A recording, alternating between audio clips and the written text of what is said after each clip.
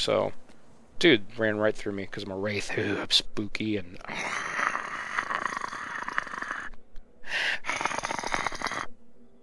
yeah.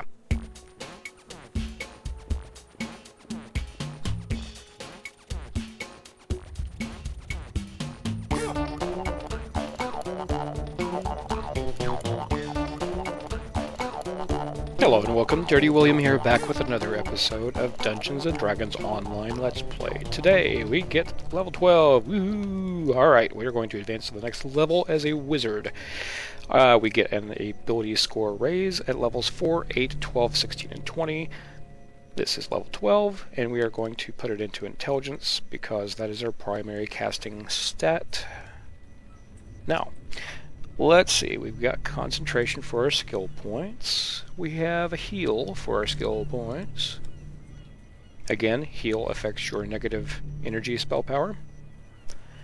Jump, yump. Spellcraft. And finally, use magic device down here at the bottom. And we go to next. Now, the feat that we're going to take this level is going to be spell penetration. Let's see, where are you at? Down here, spell pen.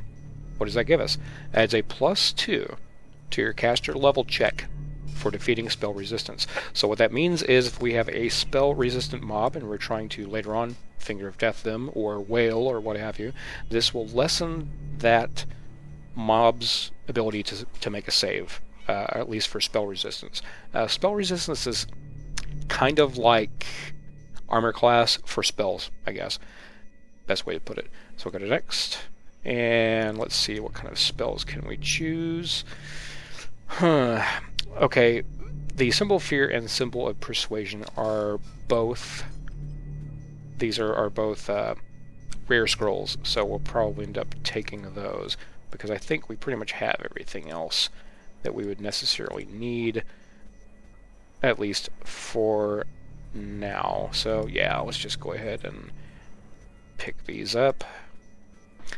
So what do we get? We get 6 hit points, 66 spell points, Bab increase, Fort increase, blah blah blah blah blah. The will save goes from +7 to +8, which is nice. There's all the things that we have received, and we finish. Ooh, have over 1,000 spell points now with my item. That is nice. Alrighty, now we are going to back up.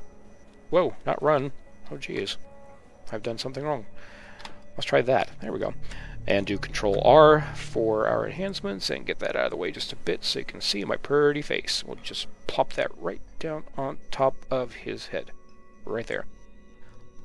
Okay, so again, the enhancements that we're going to take are not listed under level 12 wizard, they're listed under level 11. So we have Spell Critical, Elemental, and Force here. Now, here's where we could deviate, actually. So let's take that away for a second. The build says Spell Critical, Elemental, and Force here. This SLA, which would be Stinking Cloud.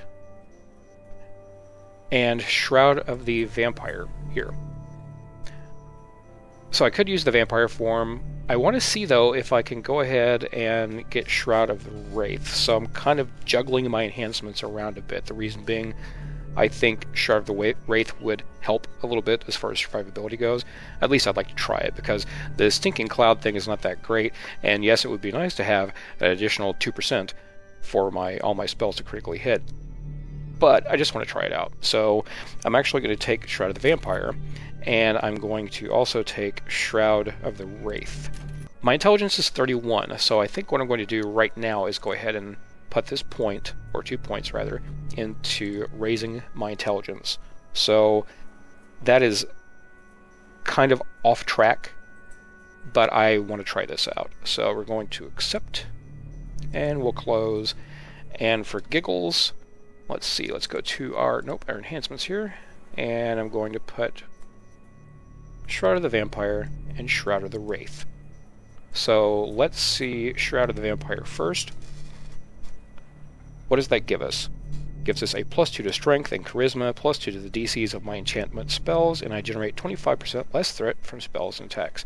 Also has some stuff there about doing more damage. The main thing, though, is I can take triple damage from light effects, and that's not good. But let's see what it looks like. That looks kind of creepy. So my eyes are all glowy red. Yeah. It looks pretty cool. I mean, I've got the eyeball thing going on, which is neat. Now I need to wait for the cooldown here to be able to do the Shroud of the Wraith. So rather than waste everybody's time, I'm going to go ahead and go over gear real quick. So what do we have so far for gear? As you can see, a few of my slots are filled that were not before. We have the +6 intelligence goggles. I have my wizardry hat, 150 extra spell points, which after I am finished self-buffing, I will go into this and use this Helm of Resistance. Then we have the Night Forge Gorget, which gives us heavy fort, and take a sip of coffee.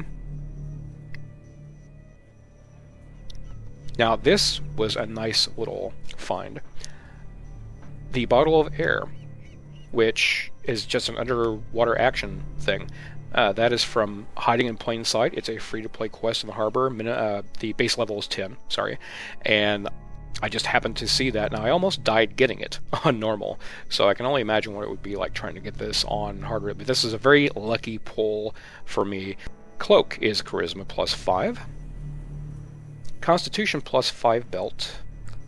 We have our 15 hit point Ring of False Life, +5 strength gloves, feather falling boots, empty ring slot.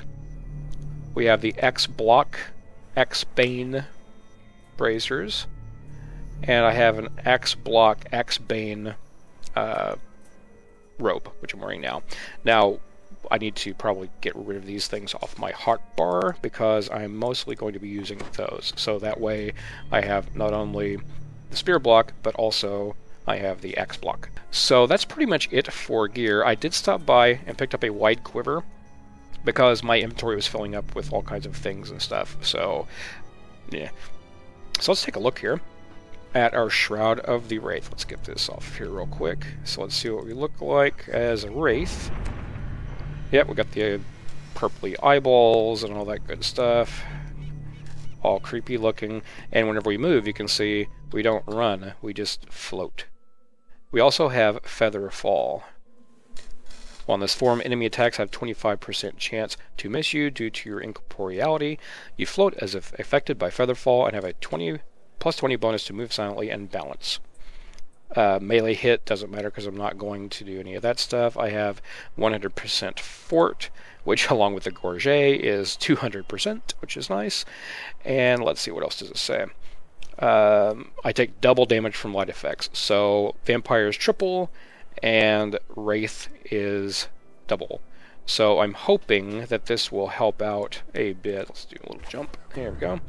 I'm hoping this helps out a little bit in the levels to come, whenever I level up. The gameplay for this episode is going to be Tempest Spine Elite, the end fight. I managed to get into a pug, and although it took about an hour because of bad things happening, it took about an hour to complete.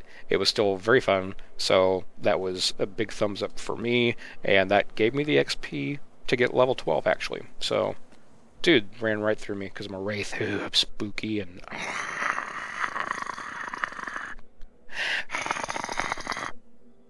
yeah.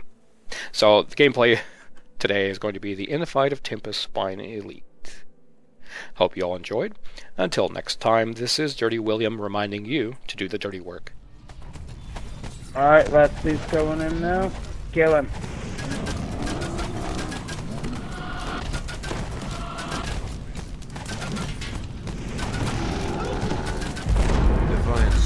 Echoes across the mountain. Ding, level 12. The Sorjak and Kane crumbles to the ground, defeated.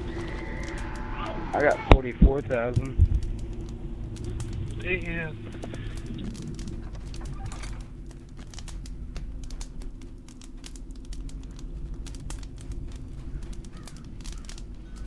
Gotta love sovereign elixirs, man.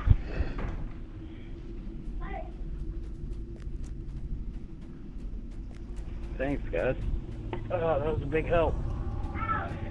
We Damn, did it that plate. in 67 minutes. It took us literally a freaking hour.